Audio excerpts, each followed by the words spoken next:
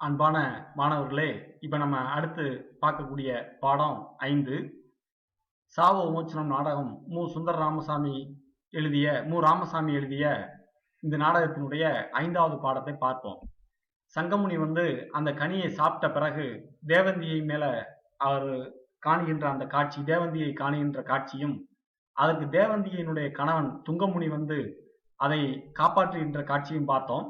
சங்கமுனிக்கு துங்கமுனி எவ்வாறு சாபம் கொடுக்கின்றார் என்ற செய்தியை பார்த்தோம்.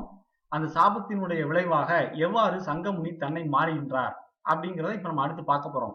சங்கமுனி கூறுகின்றார், ஐயோ தலை சுற்றுகிறதே, என்ன நடந்தது, நான் பன்றியாவேனா, என்ன சாபம் இது? உடனே தேவந்தியை சொல்றா, ஐயோ இது என்ன சோதனை, தேவியின் அருள் பெற்று என் நாதருக்காக நான் கொண்டு வந்த கனி சந்தர்ப்ப பேதத்தால் கைமாறியதன் விளைவே இத்தகைய துயரங்கள், என்ன இது இப்படியா நிகழ்த்துகிறது? உடனே துங்கமணி சொல்றாரு, இது தெரியல துங்கமணிக்கு என்ன நடந்துச்சுன்னு சொல்லி. அப்ப உடனே துங்கமணி கேட்கிறார், என்ன இது இப்படியா நிகழ்த்தி இருக்கிறது? மாமுனியே, உங்கள் தவம் உயர்வானது, வணங்கத்தக்கது. உணர்ச்சியால் அவசரப்பட்டு ஆத்திரத்தில் அறிவிழந்து விட்டேன். மாமுனியே, பிழையறியா எங்கள் குருநாதரை காப்பாற்றுங்கள். உடனே துங்கமணி சொல்றார், மாமுனிவரின் சீடர்களே, கறந்தபால் மணிபுகா, பிறந்த ஜீவன் கருபுகா, இட்ட சாபத்தை திரும்ப எடுத்தல் என்பது இயலாது. அப்படி சொன்ன உடனே அவங்களுக்குள்ள அந்த எண்ணம் மாறுது. உடனே துங்கமுனி ஒரு சாப விமோசனம் கொடுக்கலாமா அப்படின்னு சொல்லி பாக்குறாரு.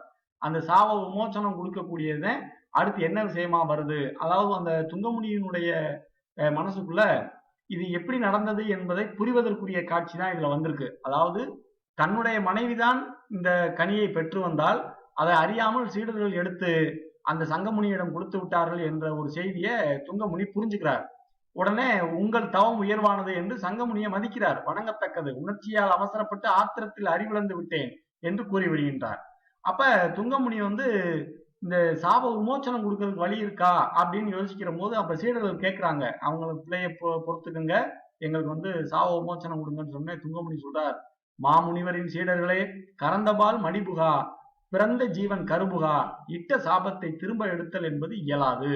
அப்படி சொன்ன உடனே அடுத்து என்ன சொல்றாங்க, சாப விமோசனம் என்னவா வருது என்பதை அடுத்த காட்சியில பார்க்கலாம். நன்றி.